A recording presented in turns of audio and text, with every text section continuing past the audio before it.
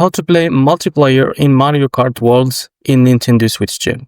Now, first of all, turn on your Nintendo Switch 2 and make sure your console is connected to the internet. Now, open the Mario Kart World, so select the game from your home screen and press A to start.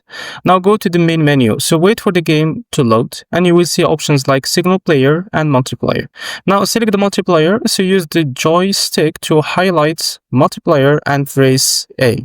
Now, choose your multiplayer mode, so you can play local or online multiplayer. Now, for local, select local play. For online, select the online play.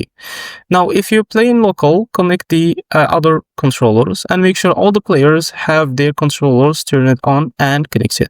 Now, if playing online, select a room, join a friend's room, or create your own room to invite others. Now, choose your character and kart. So pick your favorite racer and kart before starting the race. Now, finally, start the race. Now, press A to begin and have fun playing the multiplayer. And this is how to play multiplayer in Mario Kart World in Nintendo Switch 2. If you found this video helpful, please like and subscribe. See you next video.